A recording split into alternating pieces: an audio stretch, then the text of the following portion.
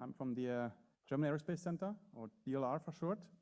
I'm chairing the session together with Jaime Fernandez-Fisac from Princeton University, who's joining us online today. Welcome, everyone. If you can see him. Next session. Hello. Yeah, so our speaker today is Professor Robin Murphy from Texas A&M University. And let me give you some short introduction about the speaker. Professor Murphy is the director of the Humanitarian Robotics and AI Laboratory and the co-founder of the field of disaster robotics and human-robot interaction. She has been involved in deploying robots to 29 disasters in 5 different countries, including the 9/11 World Trade Center, Fukushima, and the Syrian boat refugee crisis, to just name a few. Professor Murphy has received many prestigious awards and prizes for her work, and I'm only naming a few here. She has received the ACM Eugene L. Lawler Award for Humanitarian Contributions, a US Air Force Exemplary Civilian Service Award, and the Japanese Motohiro Kisoi Award for Rescue Engineering Education. She's the author of the best-selling textbook Introduction to AI Robotics and the award-winning book on disaster robotics. She's also a TED speaker and an IEEE and ACM fellow. I'm going to stop here because I actually think I should give the stage to the speaker. So join me all to give a warm welcome to Professor Robin Murphy. Well, thank you very much for having me speak, and I'm sorry that I cannot be there in person. I'm so looking forward to the COVID pandemic being over. So I'm going to talk to you a little bit differently than the most traditional learning. This is more about robotics, how they've been used for the pandemic, and what that may mean. And I think this is more on you, on for machine learning. And so we'll try to wrap it up. So a lot of this will not be related directly to machine learning, but I hope it will be of interest to you. And so this is work that I've done with several of my colleagues. We've already talked about my background as a professor and as an emergency responder. This COVID epidemic turns out to be my second type of event. I was involved with the Ebola 2014-2015 outbreak in West Africa, fortunately from a distance, but I helped organize a White House Office of Science and Technology Policy workshop and a National Science Foundation workshop on that. And that helped us get positioned for this one. So when we thought about COVID, I thought this was a really interesting article that came out, right? The World Health Organization, had declared a pandemic in March of 2020, and this came out in April. And it was, where are the robotic overlords when we need them most? And then you're thinking like, well, what would those overlords look like? And where would they be? So here was our expectations as we started to collect data on that. We figured mostly it would be clinical care, people doing things in hospitals using robots to help with hospital types of things, a little bit with that public safety, the quarantining, enforcement, that sort of thing, and then a little bit of the other. And so here were some other assumptions that we made. We thought that the majority would be ground robots or automation, you know, kind of creepy ground robots, that we thought that most of the robots would be created on the fly because a pandemic of this scope had never been seen before. I mean, we saw the flu epidemic back in the 1918, but now we're looking at what there's a range of technologies. So maybe we're doing something like an Apollo mission type of problem. And then, you know, robots probably could have been used, but weren't because of regulations. And, you know, we really need to have stockpiles of robots just ready to go and distributed throughout the US. And absolutely every one of those is wrong, or wrong to a very large degree. So we were totally surprised by what the data is showing us. So first off, let me see if you buy into that. Let's talk about the data and the analysis that we used. Now, we're looking through the first year. I'm only presenting, we're continuing to collect, but we've checkpointed at January 23rd, 2021, because the first reported use of a robot was in January 24th, 2020. So this gives us 1 calendar year. Now, of course, most of those things, most of your information is going to be primarily from the news or from social media, a little bit from published articles, because everybody's having to rush out. So in that 1 year period, things that were published in that 1 year period, we found 424 reports. And then, something about robots for COVID. Well, it had to actually explicitly be used for COVID-19, and it actually had to be used not in a lab. It had to be in a hospital, or it had to be with the police department, it had to be somewhere. So that narrowed it down to 400 reports, but a lot of them were duplicates, right? They've gone viral, or it's the same article just with published by different groups, all right? So that brought it down to 272. But some of the articles talked about more than one robot, and then we split those into specific robots and specific use cases, and that gave us 338 instances. Now, of course, the data's noisy, it's incomplete, but it's a large enough set that I think it gives us some interesting trends. Okay, and what we found is that 338 instances came from 48 countries. So it was pretty literally worldwide. And we focus on the top 8 countries by the number of instances. 8's just you see a change in behavior, and you also just easier to work with 8 than 48. So you see the largest numbers: United States, China, India, Great Britain, Italy, South Korea, Spain, Singapore. Later on, Thailand began to publish. Okay, and remember, the World Health Organization declared a pandemic on March 11th. The US had reported the first use on January 24th. Somebody in a hospital shows up with something that seemed very much like a respiratory or some strange illness. They immediately triggered their default Ebola protocol and sent in a robot to help interact for telehealth and figure out what was going on and protect the healthcare workers so they could identify it. Again, we don't know of anything earlier in China. The first stated report we can find is the 26th. Okay, and so notice that we're still relying on hospitals to respond appropriately, which is that. Okay, now let's go look at these are expectations. The robots were mostly used for clinical care, which is just wrong. Turns out not to be true at all. What turns out to be true is they were used a lot for public safety, a lot for clinical care, and for other work domains that were totally surprising. So let's get to that a little bit more detail. Now, we did this, work domain analysis by clustering the socio-technological work domain. So we're clustering based on stakeholders who make the adoption decision, interactants, who they are. Nurses are different than a factory worker, okay? And their interactions with people and robots would be different in workspace. Regulatory or budget constraints. So your government, your private individual, a small company, the overall objectives, the work envelopes, working indoors, outdoors, those are very different for robots, and then the types of use cases. And so this was an iterative process, and we came up with 6 work domains. The first one is public safety, and the colors are going to be, the darker color means the more instances of within that use case.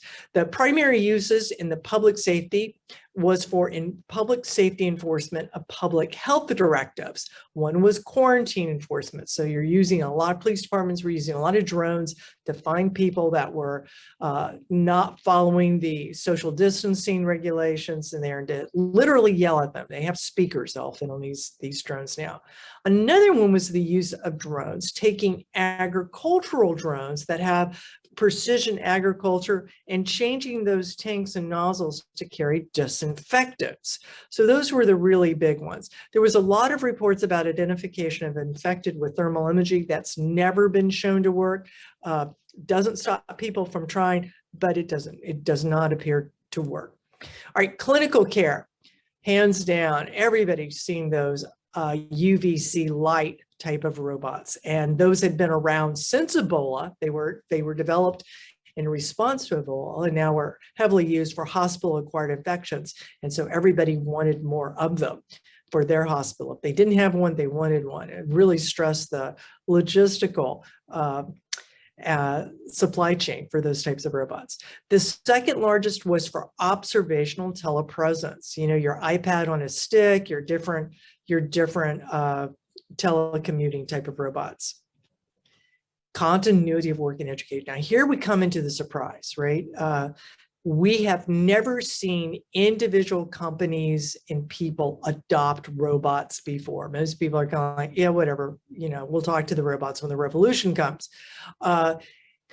Everybody wanted the same sanitation robots for their work or school so they could get back to work. And we saw a lot of schools and companies start experimenting, not just with you know, telepresence, you know, zooming through a laptop, but now can we move around? What does motion and ability to move have there? And we also saw things like warehouse and process automation spin up. Laboratory and supply chain automation. This is for the medical supply chain. And that began at, we saw a really big increase in delivery, particular aerial drones. That turns out not to be so surprising. So laboratory work for hospitals is usually done in an inexpensive warehouse district away from the nice hospital. So now you have to deliver stuff to it, you know, get the samples, you know, you have a courier take it over there. Well, this became a great way for delivery drones. And delivery drones, the pandemic was also an ideal time to try them because there was no air traffic and there were no pedestrians in the city, right, because of lockdowns all over the world to fly over. So there wasn't a big deal. So to try that. So we saw a lot of delivery being done. And then handling infectious materials, the use of robots just to drag stuff, take out the trash, the infected trash. Quality of life, again, big surprise to see people have been basically saying, we don't really care about delivery robots. Why do we care? This and this. And then it's like, no, thank goodness for the delivery robots. It's the only way we're getting our groceries in our neighborhood. So we saw a lot of food and non-food purchases. Again, the advantage here wasn't much traffic for them to have to navigate either in a road or on a sidewalk. And we also saw some fun, surprising ones, like attending public social events and interpersonalizing and socializing. I mean, somebody flew their drone over and asked somebody on a date, you know, those types of things. And then non-hospital care. We didn't see this as much in the United States, but certainly in a lot of Asian countries had a lot of quarantining that were in quarantine camps or quarantine hospitals. And in Europe in particular, we saw a lot of quarantine socializing for nursing homes with there. So this added, again, that's a very different set of who pays for it and who uses it than a hospital and clinical care. And we were surprised to see that as well. All right, so if we put them all together, you see that public safety and clinical care are the largest, right? So the health safety there, no surprise there. Laboratory and supply chain to support that's pretty large, but it's the continuity of life and quality of life that's really sizable, and those are driven by individual adoption. So and we also see that the laboratory and supply chain automation is a very weak link and probably deserves more attention. Now, what's kind of fun to look at this as well is we've got these 6 work domains. Now I'm thinking about, did they just all start at one time? Like, you know, everybody wanted to help the nurses and doctors. So we worked with clinical care. Oh yeah, we've got to do the quarantine. So then we shifted to public safety. And then everybody, you know, after a couple of months was getting locked down. So we started doing quality of life, continuity of work. Well, that's not how it happened at all. We saw, as you can see from this graph, around April, we had significant investment in all 6 work domains. It wasn't serial at all. Everybody, you know, it's basically everybody brought their ideas to the party or had their needs that they were trying to do a demand pull on. So that was interesting. And that gray, by the way, is the epidemic curves. So you can see as it's going up. Putting all together, we had those 6 work groups. We found 29 clusters of use cases. And of those, 85, if you look, were with disinfection, and 77 of the instances were with delivery. And so the cross-cutting. So if you had to pick 2 things, it's disinfection and delivery were the big applications. All right, our next thing was the majority were ground robots, right? Because they were going to be working in the hospital. Well, that's kind of true, but there's some interesting things. Yes, ground robots, there were more ground robots used. but aerial vehicles were significant. So the dark blue is aerial vehicle use because blue sky, brown is ground robots because dirt is brown. And then you see a couple of marine vehicles on the Golden Sea with kind of a golden color. And what you see is that aerial systems did have a large role. They were particularly big by public safety, for surveillance and for those disinfecting the public spaces that we've talked about, and also for delivery. You know, hospitals, nursing homes, all that favored unmanned ground vehicles, which makes sense. They're all indoors. Now, if we look at the morphology, the ground robots tended to be wheeled and the aerial robots tended to be the quadcopters. So that also kind of makes sense. The ground wheels are just easier for manned environments, inexpensive, and quadcopters are so inexpensive. In fact, the ones that got used the most were the ones you can buy from Amazon for about $1,000. We did see humanoid robots. We saw 48 of the 212 ground vehicles were humanoid looking robots. Many of them had manipulators, but not a lot were humanoid with manipulators. And so, you know, basically if they had an arm, if they were humanoid looking, it wasn't really functional so much as it looked like it was functional, to add to that humanoid illusion and maybe make things look a little more social. Okay, another one of our obsessions. The majority were created on the fly. Nope, they were not created on the fly. The heroic roboticists rising to save the day. Nope, we didn't do that. It was all the hard work we put in before. So first off, to see this, let's talk about how would you measure the degree of innovation? And we're using the NASA Technical Readiness Assessment, the TRA. NASA's been sort of walking away from the TRL, the technical readiness levels. Those are great for showing the maturity of a particular part, but they don't do as well. They find out of how well it impacts the overall workflow. So there's this idea of suitability. So not only is the part or the software been around, but are you using it the same way for the same types of things? Do you have to change up any of your work processes, what your people are doing? Do you have to train them differently? And then there's the risk. Is there a potential of failure? Is it a potential that it'll do something terrible and cause a horrible accident? Or is the worst it's going to do is just, you know, stop in midstream, but there's plenty of ways to get around the robot. And so based on those answers, you come up whether it's a heritage, which means a heritage robot is, it's suitable and it's low risk. Engineering means you're tweaking it a little bit, and new means it's not mature or you're putting it in some new situation. So you really don't know what it's going to do. You think you do, but you're never for sure. Okay, and we saw, by gosh, everybody was using heritage robots, 78%. There was a little bit of new and a little bit of engineering, but the majority were heritage robots. And what we see going again back comparing to that world epidemic curve, you can see that we had experimentation and new stuff, new in engineering showed up through about April and then started to plateau. You know, we're going to stomp in and save the world. Nope, what we're going to do is we're going to keep buying more of the heritage robots that we know work. And that seems to be the trend. And that would be consistent with what we've seen in other areas of adoption and innovation. All right, other regulations or policy was impeding adoption. So we have all those heritage robots just because they were there. They've worked through all the red tape. No, that turned out to be wrong. What we see first off is that regulations generally have some mechanism for emergency waivers. So the FAA easily can waive airspace regulations. So the FAA, almost every country, their FAA, Federal Aviation Agency, whatever country's equivalent, has a way of waiving those restrictions. Public health, likewise, individual hospitals, there's all sorts of emergency reviews, institutional review board approvals, all of those things. And only 3 of the new uses that we had, I think there were 12 new uses, were actually considered medical devices. They were more helpful type assistive robots. The biggest regulations that impact in the United States, at least, is insurance. Whether a hospital or a nursing home can get reimbursed for using those robots.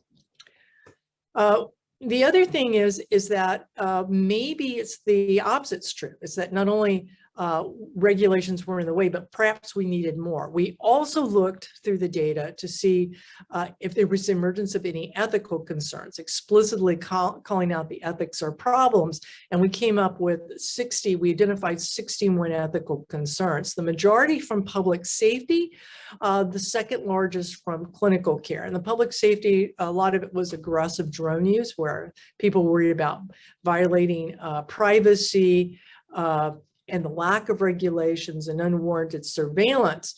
But we saw also, this is disturbing, unproven claims of effectiveness. We saw a lot of copycat type of disinfectant robots. Those also violate professional ethics. You're violating their IP. But these copycat robots for doing things have not been tried out. How do you know that they clean as well as the others? How do you know they are as safe to be around people as the others without doing that? And so that also led to some comments on lack of regulations. So that's something to think about. And we also saw a lot of military robots being repurposed. We saw a lot of marketing research. We saw a lot of perhaps opportunism there rather than actual robots used. So that was one of the things that tended to go viral.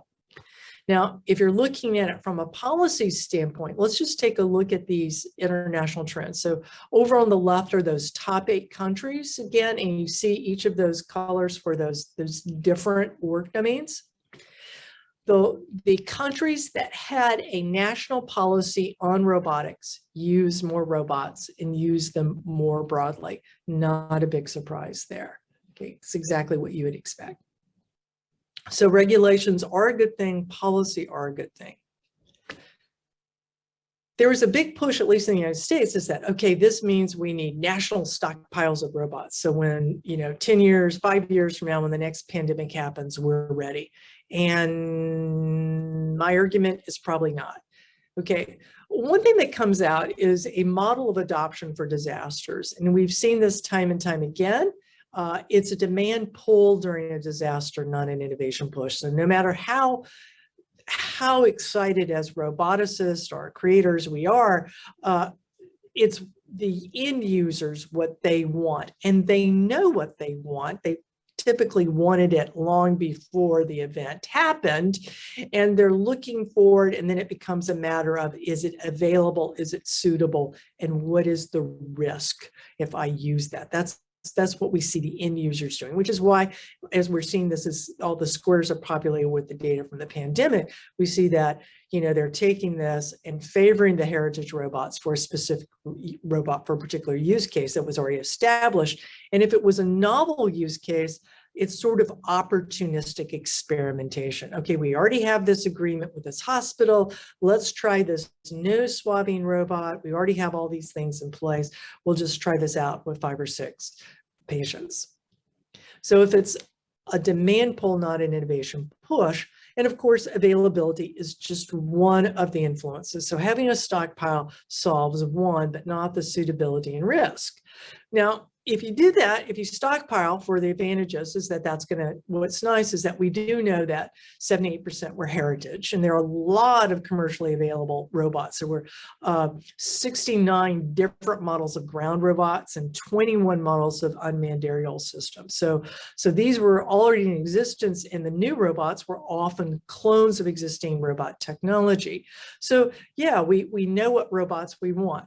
The downside, though, is that this has never worked in the past. Okay, we've tried this for decades with nuclear disasters. You get the robots, you take the latest, you kind of put them on ice. There's no incentive to maintain the equipment or the skills. And so it's like, would you think of using a cell phone that was 7 years old or 5 years old? Certainly not 10 years old, right?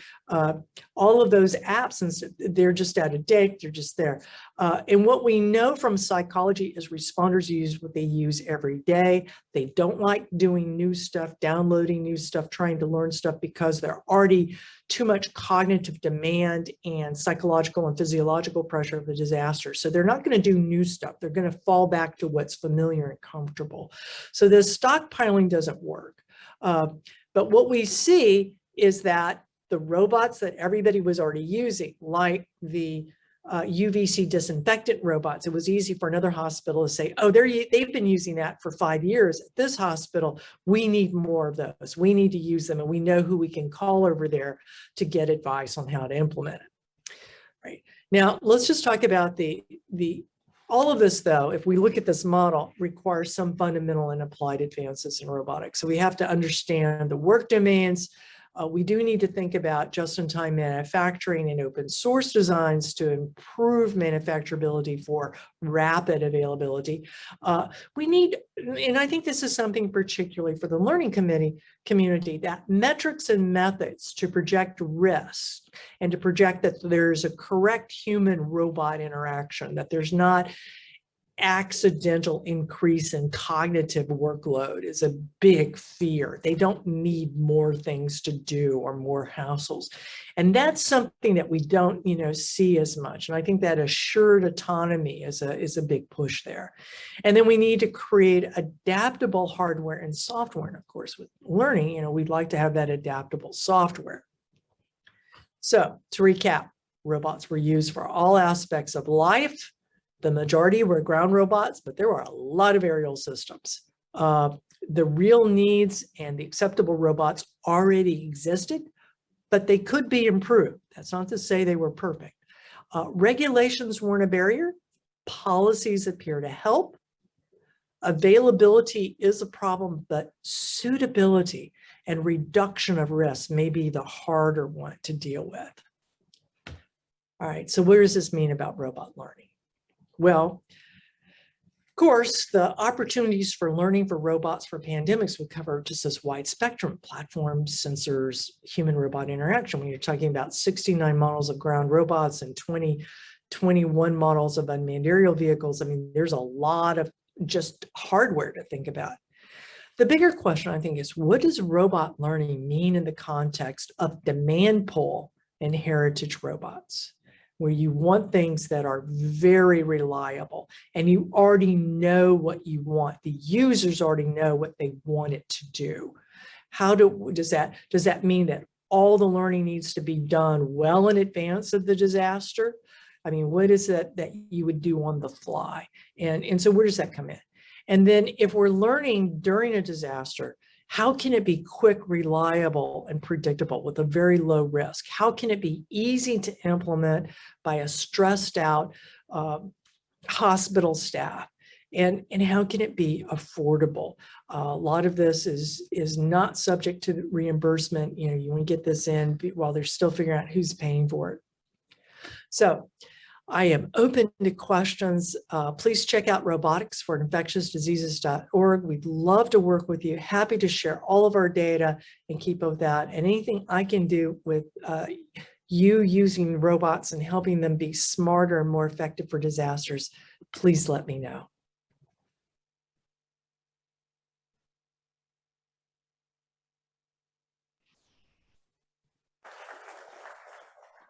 Thank you very much. Are there any questions? Wonderful. For all of those who are attending virtually, please use the Feedloop chat for this session to leave any questions that you might have. There's a question here. Hi there. Thank you for the really interesting talk. For all of those who are attending virtually. Oh. Should I continue? No. Yep. I just wanted to ask, when you had the graph at the beginning where you were showing the robot use against time, of course, over the course of the pandemic, say different countries were hit at different times, really, when it started to pick up. I wondered if you factored that into your analysis and any conclusions that you found around that. Yes, we did. Yeah, we have those epi curves and things by country. We focused on the top 8 countries on those. What we found is pretty much you saw the use in all of the 6 areas ramped up following the epi curve. So a country, as you're seeing their epi curve go up, you're also seeing just a little bit before the robot use ramping up. The one exception was India, that had a clear lag. Okay, another question there.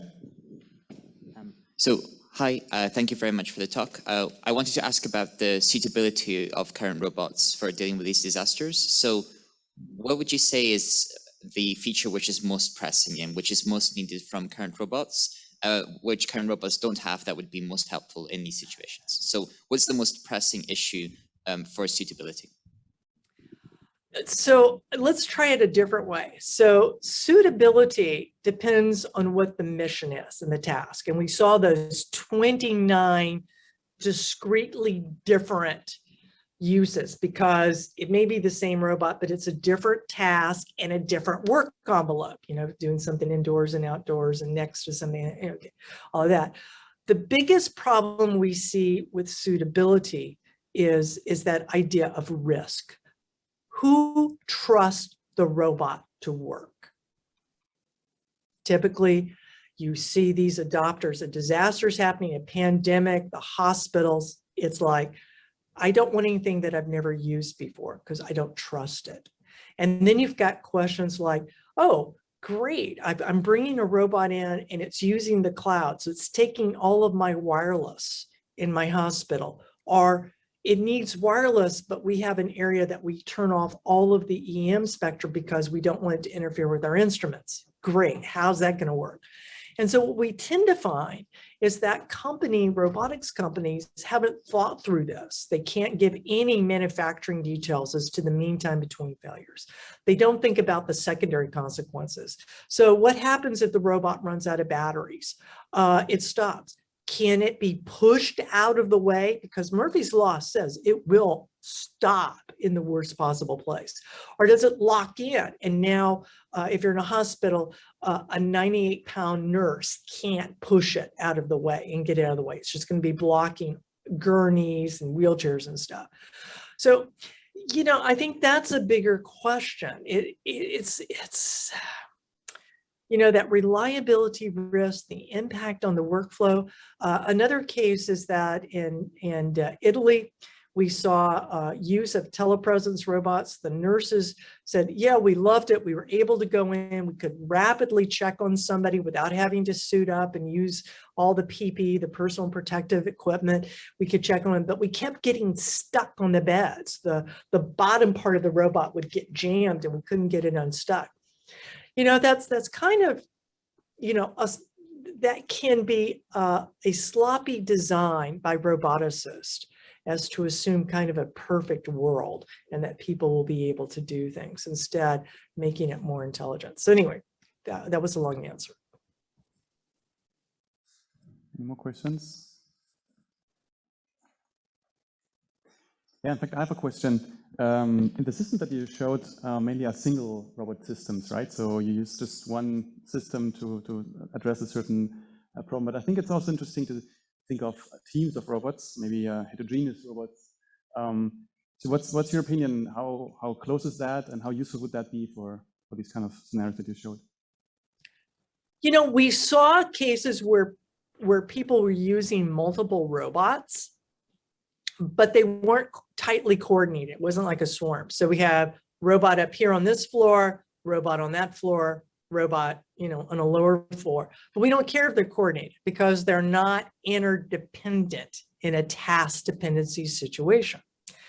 Their surveillance was, again, not a huge, we don't need swarms of UAVs swarming everywhere. We did see a little bit of reports of that in China. Not clear you could get away with that in Western cultures, which tend to be more privacy sensitive.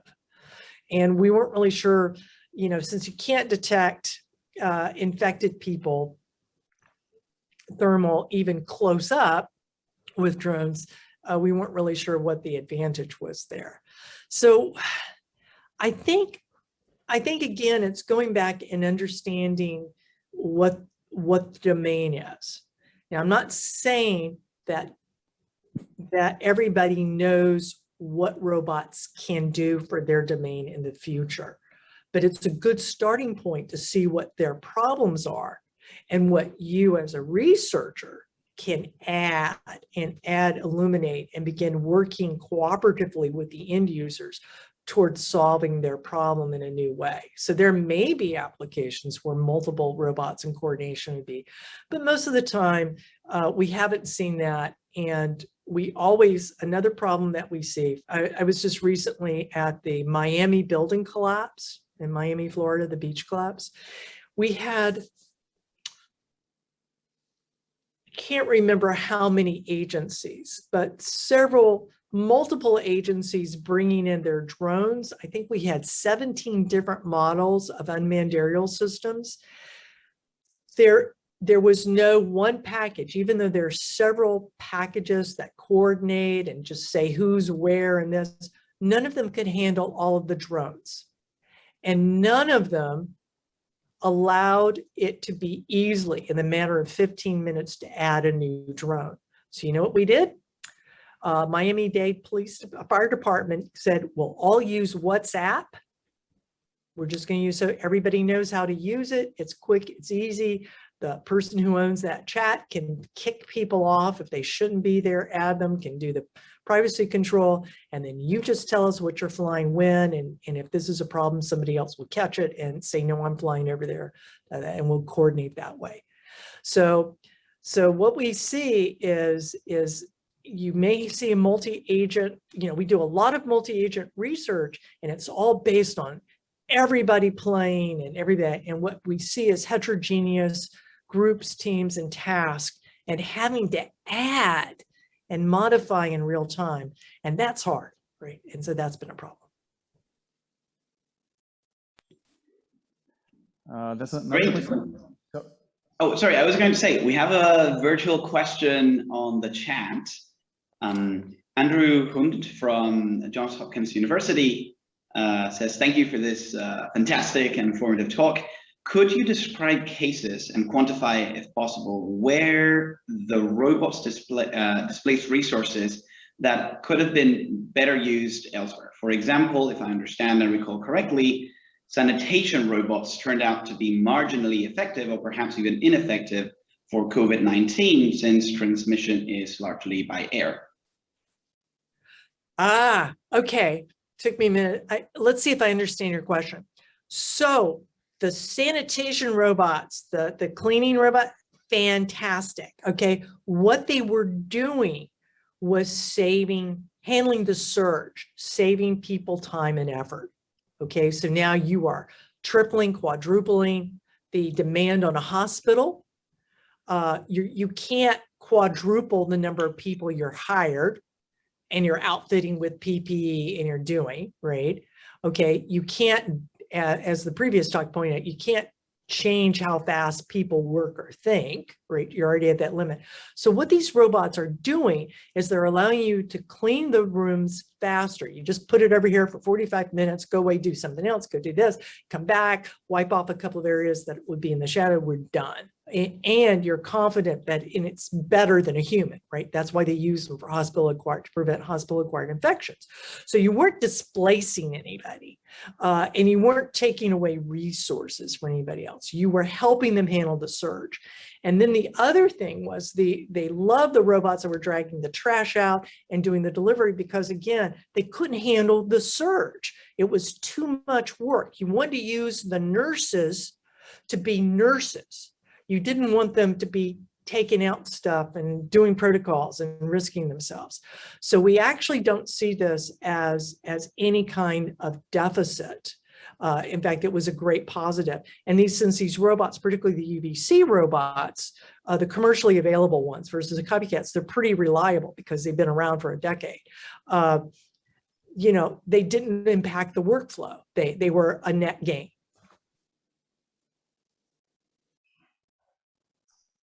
Okay. Excellent. Just following up on this, were there any other situations where you found that the robots were perhaps taking up resources that in retrospect it would have been better not to allocate them to, or was the experience sort of net positive throughout? It was net positive. I'm trying to think of any case of which, I mean, we did get some, in the public safety regime, we saw some, wow, that's a stupid use of robots. You're sort of, we saw cases where police departments with the drones were kind of overly using them. It's like a new toy. Okay, now let's go try and let's, do this. And in one case, it really, I think it was in the United States, or maybe it was Italy. Those were the two places where we saw the most of these type of reports. They flew a drone, a small drone that there's a new little package, there's a speaker in it, and they yelled at people to stay apart. And then the people started yelling because they said, look, we can see you.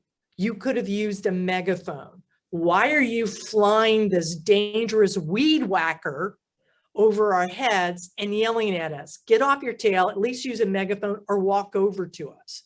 And so it wasn't so much, so we saw that as a negative case. Now, initially, we did not see any, the fears of job displacement. We saw fears, but we didn't see a lot of that.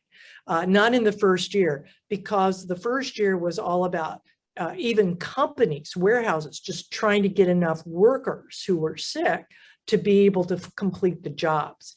Now we think in year 2, we're going to see some job displacement. Now that you were able to automate it, you may never hire back those workers. So we're not sure about that. But for the first year, we did not see job loss as a result of robots. These were here to protect people and to enable them to keep their quality of life going. So it was definitely net positive.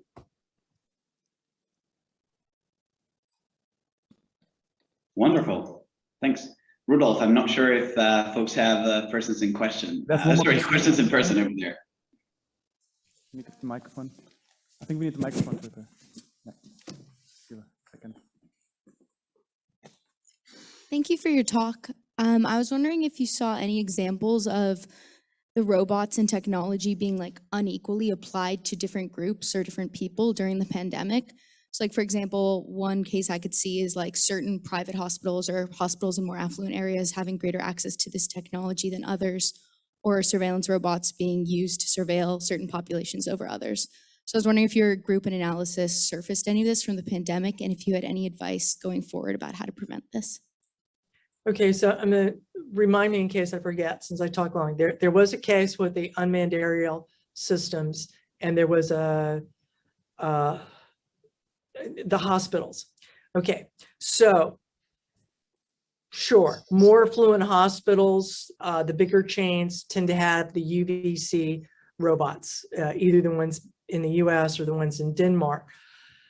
India went into an interesting situation. So they took the attitude, by the time everybody realized this, the inventories were already taken. Everybody started buying these robots, and they take a long time to make. It's like making a car. You're not making them in a week, right? It takes a while. So there was no scale. So India started just saying, we'll make it from scratch ourselves, which has a lot of issues. You have some intellectual property, but more important, you have that reliability thing, right? As one of the UVC manufacturers said, the way you place the reflectors, the time, all of that it was not trivial. It's not just put a light on a mobile base. There's more to it than that. And so my concern is that was a case of where there was that diversity, that if you were from a lower economic group, you got something that didn't work, right? That you were kind of stuck there. And that is a concern. And that was kind of unfortunate, because I think that's a case where government should step up with policy and say, don't do that. There's a reason why we do it this way. And roboticists themselves should not fall into this, oh, I can see it, I'll make it myself, without thinking through these consequences that you're putting this in. Oh, we can't afford this there, we'll just build it from scratch. Unless you're sure you're building it from scratch equal to or better, that's kind of unethical. You're just misleading people. You're misleading poor people. Now, let's go with in the United States, we had a fantastic situation, and we're interviewing and talking with the people on this. So there's a city near San Diego on the border. They do a lot with UAVs. So they started flying UAVs very noticeably monitoring homeless people. Okay, so, and then the homeless people are saying, you're spying on us, you're this, and the pushback was, yeah, and that's because you're not social distancing. You know, we're seeing a lot of COVID coming from the homeless camps, and they're like, no, you're just spying on us. And it went back and forth, and they basically had to shut down the program because there was a lot of concern. Now, whether or not it appears, like I said, we've been trying to interview everybody involved. These were actually routine flights anyway, but it heightened the COVID sensitivity and the press picked up and stuff. So we don't know if this was an actual discrimination or unequal use, but it certainly got put in the press that way.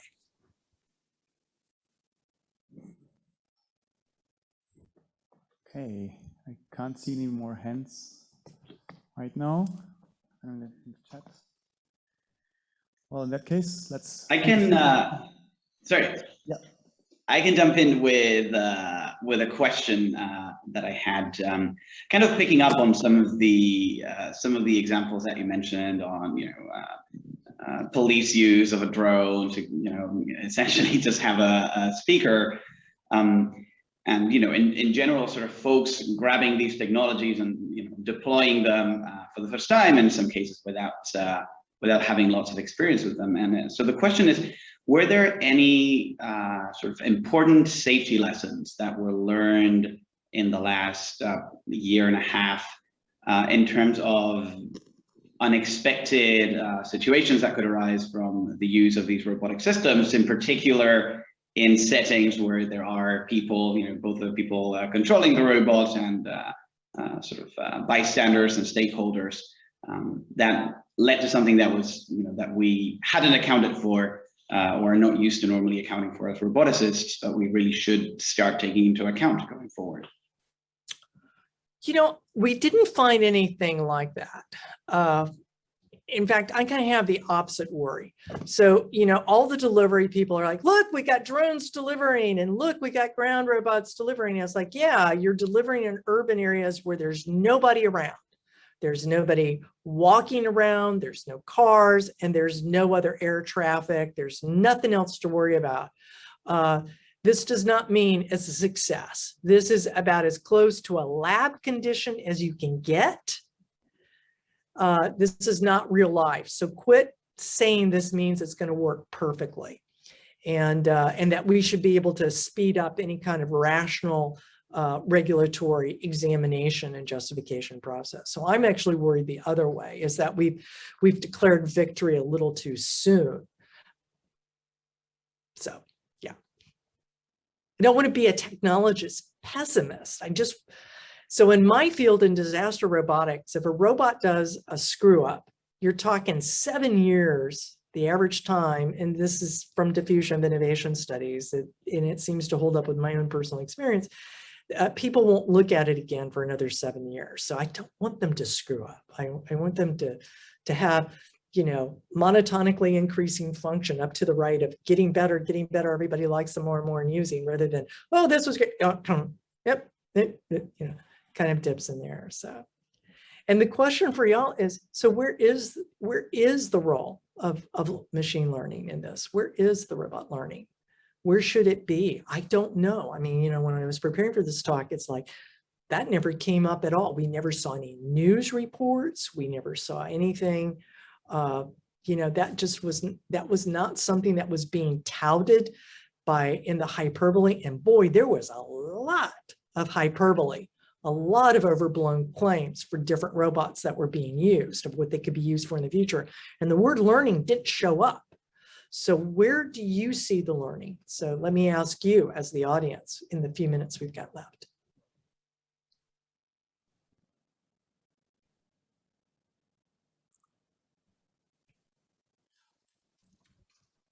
Anyone opinion on that, or in the chat maybe?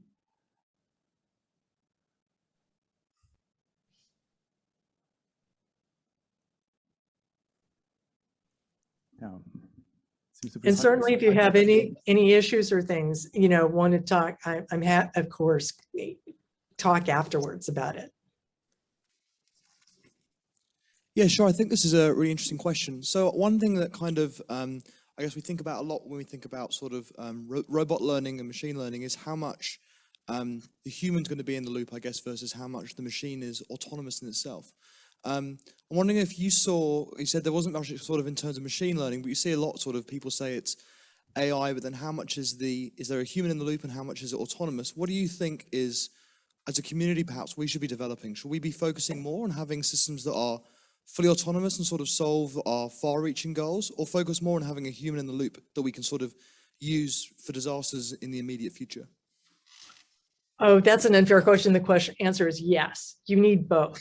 Some of the use cases, it looked about a 40-60 split in terms of number of use cases versus instances. The majority of instances were actually telepresence because they were allowing a hospital worker, allowing a public safety person to work at a distance, or a person working from home, or a person doing security, something like that. They're doing their job and they need to be in the loop.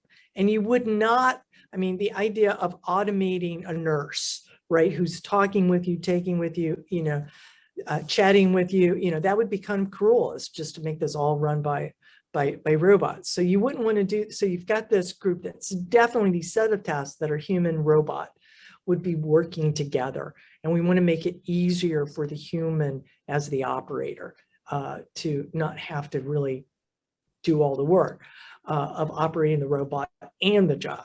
But then we have a lot of autonomous, like the unmanned, I mean, the UVC robots. The Danish have one that you just give it the map of the hospital floor, tell them, you know, click on the rooms you want it to go to. It figures out the shortest, fastest route, does it, you know, beeps, goes in, make sure nobody's around, nothing's moving, does it, goes to the next room, comes back, recharges, you know, total autonomous. And those are nice. Those are nice applications. So we saw, you know, it's like you want both. And that's the fun thing. There is no one application. There is no one use case, no work domain. And that's why we have learning, right? Because there's not just one thing. We could hard code it.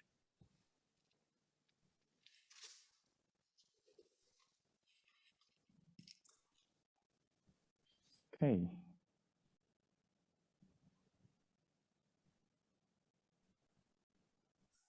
Any more opinions on that? Well, it's not the case, apparently. Jaime, are you still there? Yeah. I am still here. I just sent a message encouraging folks who are attending remotely to write any comments on sort of Robin's open question to the audience using the Feedloop chat. So far, we don't have anyone, but since we do have quite a few attendees remotely, I do encourage you all to engage with the question, what is the role of machine learning, or what should it be in disaster robotics and in these kinds of settings? Yeah, thank you very much. So let's thank the speaker again. Sorry, we have a bit of a delay. We do have one suggestion from Banag Sanketi from Google, who says, perhaps some of the HRI related work can help nurses use the robot better. And I assume that here they mean the human-robot interaction related learning work, which can help smooth the interactions with nurses and other non-robotic personnel. Yeah, and we did see some of that in some systems that have explored robot HRI learning, in this as well. Moxie from, pulling a complete blank on her name, from the University of Texas, Austin, had already gone to market right at the time of the pandemic, and that's an example. Timmy's pretty mature. The Timmy robot, and some of these are using some good ideas for HRI. We don't see a lot of mass customization, so we don't see it learning preferences of the people doing it or learning anything spectacularly interesting about the layout of a room or a hospital. I mean, it's all very broad strokes of learning. So I think there's lots of possibilities there. There's just so much you can do to make robots more assistive. Wonderful. Excellent. Thank you so much. So I'll pass it to you, Rudolf. I don't know if folks have any more questions over there. And otherwise, I think this has been a great session. Thank you, Jaime. Yeah, I also think so. So thanks again for the very interesting and enlightening talk. Thank the speaker again.